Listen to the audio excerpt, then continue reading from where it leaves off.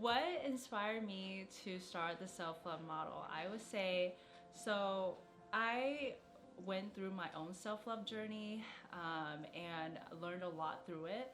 So ever since I went on my own self-love journey and a healing journey, I just felt like I had a lot to share, a lot that I learned that I wanted to share. So how I started by sharing that was actually by social media. So I would just like post on Instagram, put on my captions, and I started just writing stuff out like that.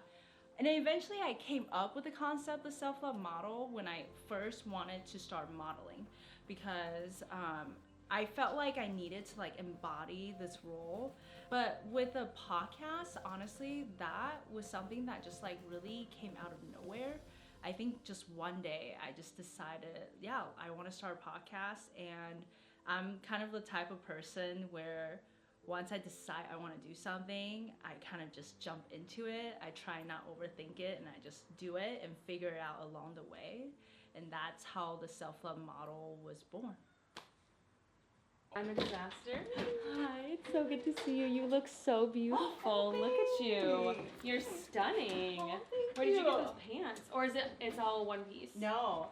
Oh. So pants from Barcelona. I'm so glad you asked. Oh, are they? Yeah. Pants from Barcelona. Oh, it's no big deal. I just happen to find them at a shop. I love that. I love saying Thank you. stuff like that. I decided I wanted Amanda on the podcast, so her and I had a coffee date, and during that coffee date, I have like a whole list of questions. I really just get to know her beyond the surface level and ask her, deep questions that you really normally wouldn't have unless it's with a close friend. Yeah, if you say something that makes me feel uncomfortable or not treated equally, Right. I've got time. So I really got to know her on a personal level and different aspects of her life and what, how that has shaped who she is today.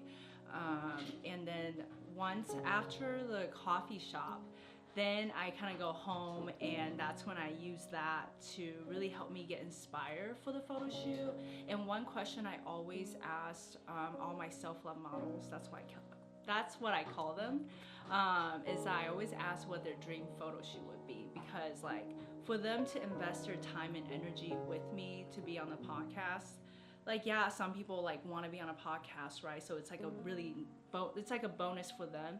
But then for me, I'm also grateful for people to spend their time and energy to do this with me. So I really want them to benefit and get something out of it. And to just have like a whole experience. So that's why I always ask that question, so I can cater the photo shoot and really just like make it a whole experience for them. And that is the self-love experience. It's not even about like the end result for me. It's just like the whole process of it has like, I was telling Chris, I was like, I don't even know how to explain it, and I don't even know if you can like relate to what I'm saying, but I feel like it's really just like an artist thing, like just this feeling that I have, like to be able to create and to bring my vision to life. And I feel like myself just changing in the process and growing. It'll honestly be something, maybe just like a natural classic eye. And maybe give her some smoke just at the side, just to give her a little bit of depth, but we're gonna keep it simple. Perfect. Yep. The Self-Love Model podcast has definitely evolved a lot since I started it. Right now we're in season 3, and I feel like when I first started, season 1 was really heavily just about me and my story, and that's how I started the podcast.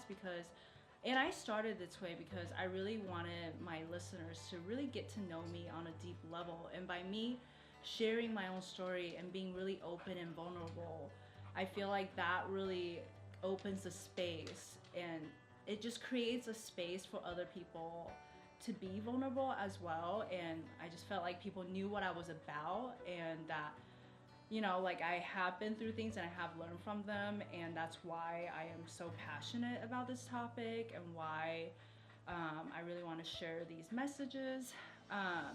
But so that's how I started the podcast. Season 1 was all about me and my stories and what I've learned on my journey. And then I feel like the newer season 2, season 3, have been less about, it is still about me. Obviously it's my podcast. But I feel like now I'm really trying to not make it so much about my story and really how I can help other people and what messages I feel like other people need. But yeah, so I feel like that's how it's evolved from just sharing my story. Now it's more about other people's stories. Yes, like something is missing, like, and then phase 2 is when she enters in.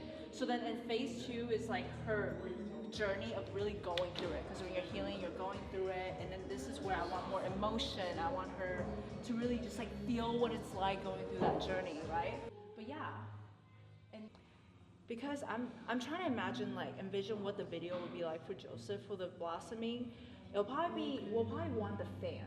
Right, For the yeah, blossoming for sure, for that effect. Either we can blow it on her to where her hair is flowing, except she would have a headpiece, so probably not. We can see, because I know you do have this shot, and Yeah. we can blow maybe, depending. Yeah, or maybe we could just blow the fabric to start. I am looking to achieve art and to and to really just tell a story of transformation, a story of her self-love journey and her metamorphosis. I feel like that's what we're trying to tell through it. And yeah, and just to play with different techniques and to really push myself as an artist.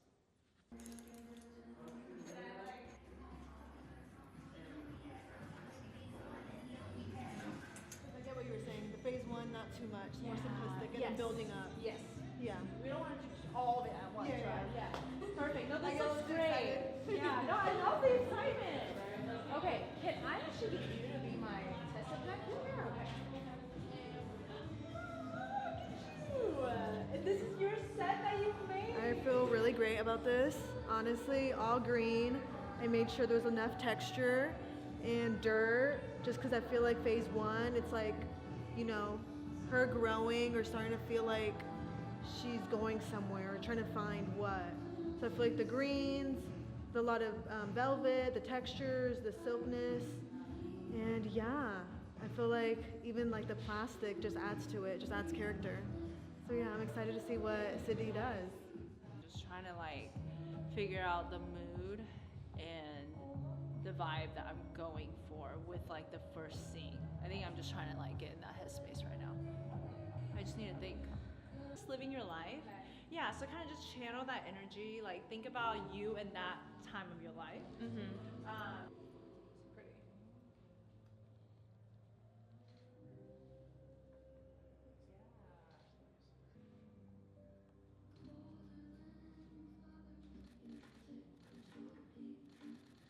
Let's put her in the skirt, we'll do the veil, and then we'll try the corset on top and see how that, we'll do that.